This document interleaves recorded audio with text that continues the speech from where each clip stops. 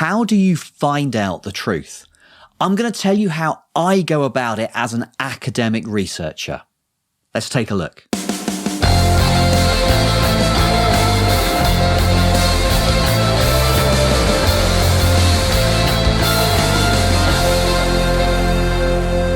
Hello everyone, welcome back to The Attic. My name's Mark Jago. I'm a philosophy professor in the UK. In 2018, I published a research book called What Truth Is. That was about 5 years of research and writing to get that finished. Whilst I was doing that, I gave lots of talks, both to academics and to the public.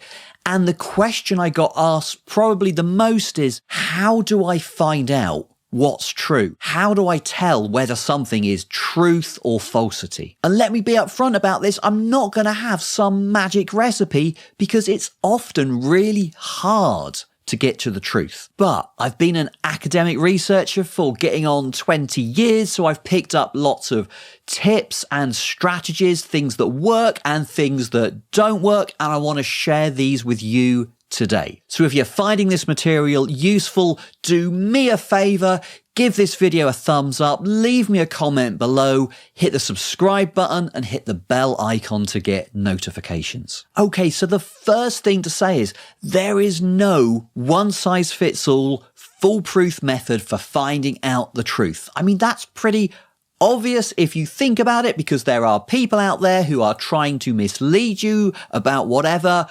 And, if somebody came up with a foolproof method for discovering the truth, people trying to mislead you could take that method and basically manipulate it to get those falsehoods across to you, to fool you into believing them. Okay, so there's no foolproof method for discovering whether something that somebody's saying is true or false.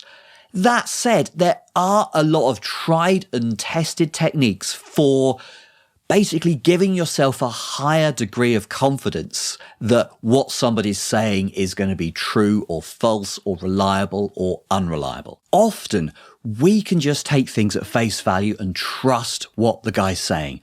So like at the top of this video, I said, hello, my name's Mark. You can just trust me on that. I've literally got no reason to lie about that or to try to mislead you. I wouldn't benefit from it. If we didn't trust the majority of people on basic stuff like that, it would actually be really hard to have any kind of meaningful society. So most of the time, particularly when the stakes are low, we can just trust what people are saying. However, if I was not doing a video, but if I was rocking up at, say, an exam or at the border and I just say, yep, my name's Mark Jago, I'm a philosopher, they'd be like, whoa, hang on a minute there. We kind of want to see some evidence of that. We want to kind of see a passport or a driving license or whatever. You got to substantiate your claim. Okay, so it kind of matters not just who's talking, how reliable they are, but what the stakes are. In the context of me doing a video, kind of doesn't matter what I'm called or whether you believe me. If I'm rocking up to an exam or trying to cross a border, it really does matter that I am who I say I am, so I'm going to have to substantiate my claim. I'm Mark Jago with a passport or whatever. So in those kind of high stakes cases where it really matters whether the information you're getting is true or not, how do you check? How do you find out whether it's true or not? So here are 6 rules that you can use to help guide you in forming your opinions. Number 1, use reliable sources. Number 2, check credentials.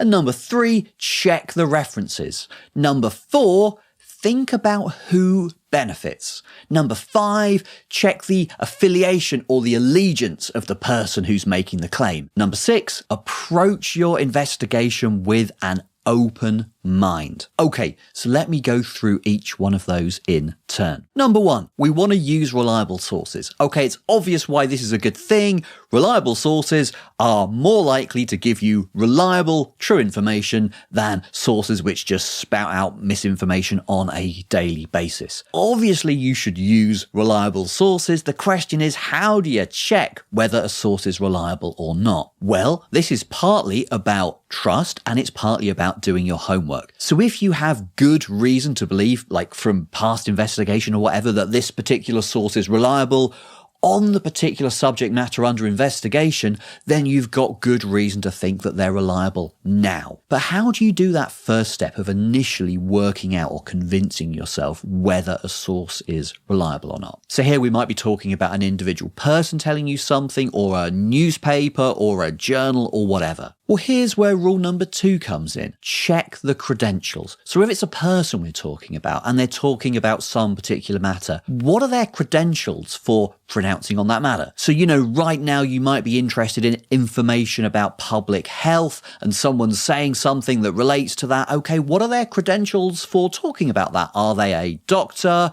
Are they an academic? Are they a scientist of some kind? Are they a politician? Are they a journalist? Are they just some random dude on Twitter? Again, these aren't guarantees that get you straight to a verdict of truth or falsity. In general, experts can be wrong about things. Experts can have political allegiances, which pulls them one way or another. So we're not saying, because an expert about something is saying something, it's got to be true. Nope, definitely not. But we're also not saying that, don't trust experts. They can get it wrong sometimes, so they get it wrong all the time. Both of those views are basically just crazy.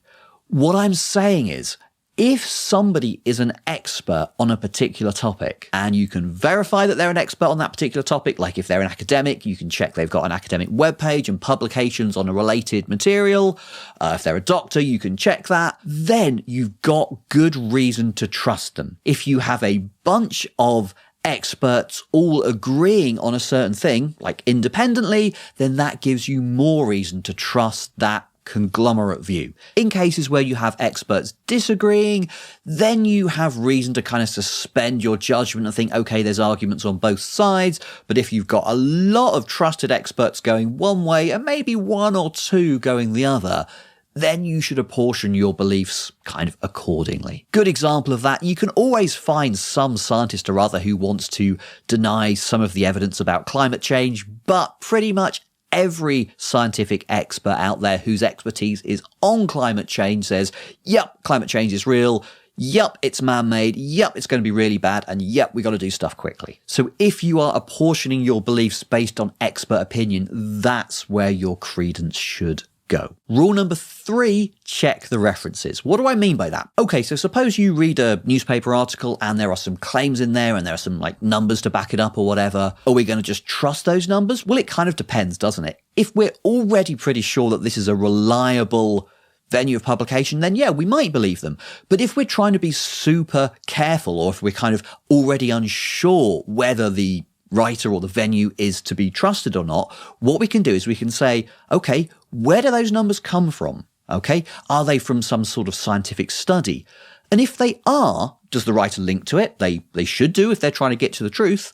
So we can follow that link, maybe just look at the abstract or whatever and see, do those numbers actually match up? Do the numbers mean what the writer of the article says they mean? Like sometimes writers who are out there to mislead you, they'll take some numbers that mean one thing, but they will present them as meaning something else. So we've got to be really careful, okay? If we're doing our homework, if we're being diligent, if we really want to get to the truth, we follow the references and we check that the numbers mean what the author really says they mean. So if we've used a reliable source, we've checked the credentials, we've checked the references, these are all good reasons to believe the claims that are being made. So now let's think about some reasons for not believing the claims being made. Rule number 4, we can ask, who benefits? Who's benefiting here? So let me give you some examples. If we've got some claims being made, like let's say about the safety of smoking, okay? If they're being made by a spokesman from the Tobacco Association or whatever, then you're going to think, yeah, you know what? I'm not really going to trust pretty much anything you say here, because the spokesman for the Tobacco Association has this interest in trying to get people to smoke, right? So they're going to be saying, oh yeah, smoking's fine. Maybe not so much now, but this definitely happened back in the day. You look at smoking advertising, you look at lobby groups, lobbying parliament. Whenever somebody has a financial interest in getting people to believe a certain thing, they're going to say that stuff. Now, that doesn't automatically mean that what they're saying is false and that you should believe the opposite of what they're saying. It just means that you should not automatically believe what they're saying. You should be skeptical. You should withhold your judgment until you've found out more evidence. Rule number 5, checking affiliation or allegiance. This is kind of similar to the who benefits. So if we've got, let's say, a writer in the paper trying to convince us of some particular conclusion, some political conclusion that's going to have political consequences. So we can ask, who is this person? What are their political allegiances? If, for instance, they're a member of the government or they're a spokesperson for the government or whatever, and they're saying, the things that the government are doing are just obviously right, then, maybe you think, well, you've got this kind of biased interest in getting us to believe that. So, again, it's not like I'm going to believe the opposite of what you're saying. It's just that I'm not going to automatically trust what you're saying. If you're putting out some facts and figures, I kind of actually want to check those facts and figures. I want to look at your sources. I want to check that you've done your homework. And I'm going to do that by putting a bit of extra work in myself.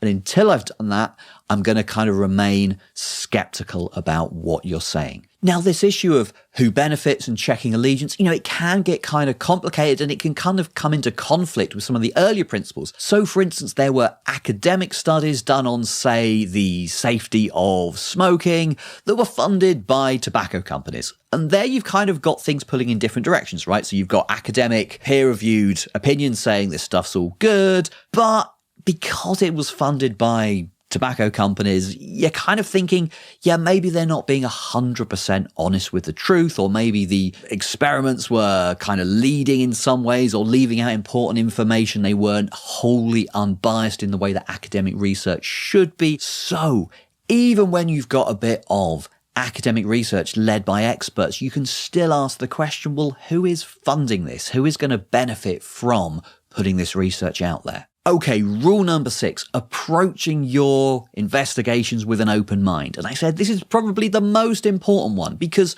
if you go into this with a certain conclusion in mind and you're basically just digging for evidence that supports your view, you are just going to be unconsciously biased towards that conclusion, right? You're going to select evidence that supports your conclusion and you're going to ignore evidence that doesn't support it. And that's not what we're after here.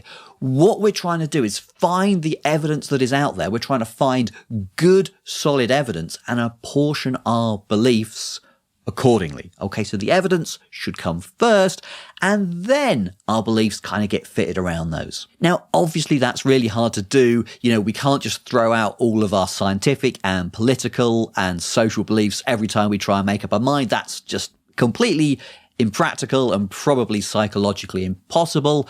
That's not really what I'm saying.